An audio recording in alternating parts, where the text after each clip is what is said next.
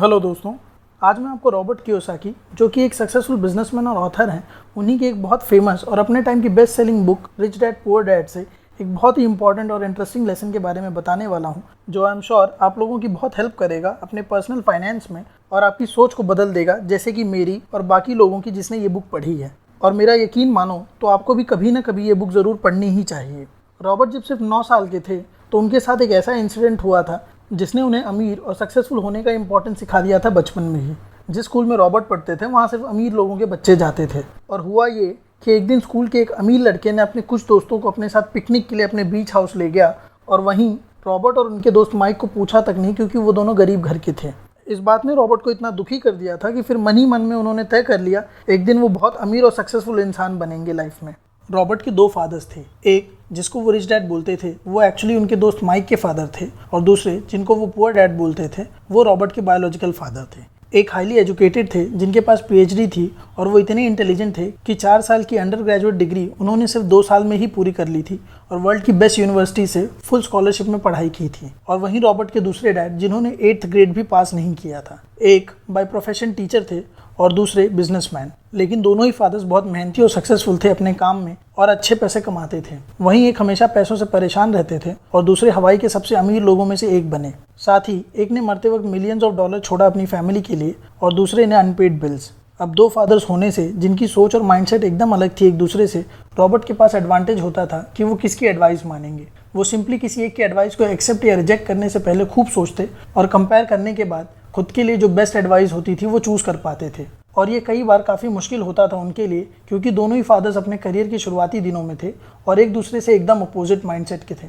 For example, एक बोले कि पैसों के लिए प्यार ही जड़ है सारे ईविल का, तो दूसरा बोले कि पैसों की कमी जड़ है सारे ईविल्स का। एक का मानना था जब बात पैसों की आए तो सेफ प्ले करो और रिस्क मत लो, वहीं दूसरा बोले कि रिस्क मैनेज करना सीखो। एक को लगता था कि हमारा घर हमारी सबसे बड़ी इन्वेस्टमेंट और एसेट है, तो वहीं दूसरे का मानना था कि हमारा घर सबसे बड़ी लाइबिलिटी है। दोनों ही फादर्स अपने बिल टाइम पे भरते थे, फिर भी एक सबसे पहले भरता था और एक सबसे लास्ट में। पुअर डैड बोलते थे I am not interested in money और मनी डजंट मैटर, वहीं रिच डैड बोलते थे मनी इज़ पावर। और सबसे बड़ी प्रॉब्लम ये थी कि रिच डैड अभी तक रिच नहीं बने थे और ना ही पुअर डैड अब तक पुअर। वो दोनों ही अपनी फैमिली और पैसों के साथ स्ट्रगल ही कर रहे थे।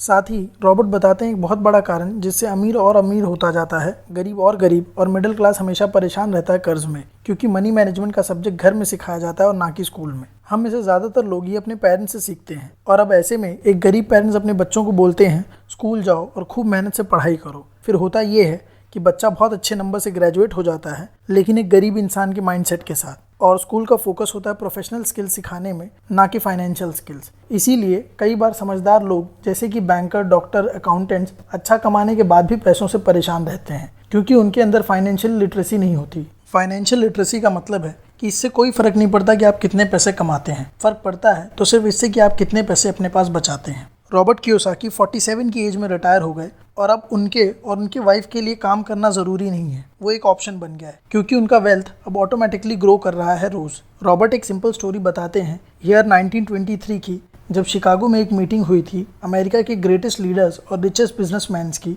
और फिर 25 साल के बाद उनमें से 4 एकदम गरीब होके मरे, एक पागल हो गया, 2 जेल से बाहर आए और 2 ने सुसाइड कर लिया था। ये हुआ था 1929 में हुए स्टॉक मार्केट क्रैश और फिर द ग्रेट डिप्रेशन के कारण। और ये वो लोग थे जो इतना कमाने के बाद भी सब कुछ गवा बैठे, क्योंकि ये फाइनेंशियली इलिटरेट थे। इसीलिए ये मैटर नहीं करता कि आप कितना कमाते हैं, मैटर करता है तो सिर्फ इतना कि आप कितना बचाते हैं। और बिना फाइनेंशियल लिटरेसी के आप कभी भी अपने सारे पैसे गवा सकते हैं। अक्सर सुनने में आता है कि किसी गरीब इंसान को लॉटरी लगी और वो एकदम से अमीर बन गया, फिर कुछ दिनों के बाद वो सारे पैसे गवा बैठा। कोई प्रोफेशनल एथलीट जो 24 की एज में मिलियंस कमा रहा था, अब 10 साल के बाद किसी ब्रिज के नीचे सोने पे मजबूर हो गया। ये सब होता है फाइनेंशियली इलिटरेट होने के कारण। So rule number 1, know the difference between asset and liabilities. बहुत से लोग अपनी पूरी ज़िंदगी अच्छा कमाने के बाद भी पैसों को लेकर परेशान रहते हैं, क्योंकि उन्हें एसेट्स और लाइबिलिटीज़ के बीच का डिफरेंस ही नहीं पता होता। अगर मैं आपको सिंपल वे में समझाऊं तो एसेट वो है जो आपकी जेब में पैसा डाले, और लाइबिलिटीज़ वो है जो आपकी जेब से पैसे निकाले। एसेट्स आपकी इनकम बढ़ाते हैं, जैसे कि रियल एस्टेट प्रॉपर्टी जहाँ से आपको रेंट आता है, stocks, bonds, notes, intellectual property rights, businesses. और वहीं लाइबिलिटीज़ आपके एक्सपेंसेस बढ़ाती है, जैसे कि मॉर्गेज पे बड़ा घर, car loan, credit card, school या एजुकेशन लोन, टैक्सेस एक्सेट्रा। अमीर लोग हमेशा एसेट्स खरीदते हैं जिससे कि फिर उनकी इनकम बढ़ती रहती है, और वहीं पुअर और मिडिल क्लास लोग लाइबिलिटीज़ खरीदते हैं जिसको वो एसेट समझते हैं, और फिर उनके एक्सपेंसेस बढ़ते रहते हैं और वो रैट रेस में फंस के रह जाते हैं। दोस्तों, और अच्छे से समझने के लिए कि क्यों गरीब और अमीर होता रहता है, ये कैश फ्लो पैटर्न को देखो। फॉर एग्जाम्पल, एक गरीब इंसान के पास पैसे आते हैं जॉब करने से, और फिर सारे पैसे उसके ज़रूरत की चीज़ों में खर्च हो जाते हैं, जैसे कि घर का रेंट, राशन, कपड़े और ट्रांसपोर्टेशन। एक मिडिल क्लास इंसान के पास पैसे आते हैं जॉब करने से, और फिर वो अपनी ज़रूरत की चीज़ों में खर्च करता है और साथ ही लाइबिलिटीज़ खरीदता है, जैसे कि लोन पे बड़ा घर, महंगी car, education loan, credit card, और इन सब के चक्कर में सारे पैसे ख़त्म कर देता है। बहुत से मिडिल क्लास लोगों को लगता है कि उनका घर एसेट है, लेकिन उससे कोई इनकम जनरेट नहीं होती जब तक आप उसको रेंट पे ना दो।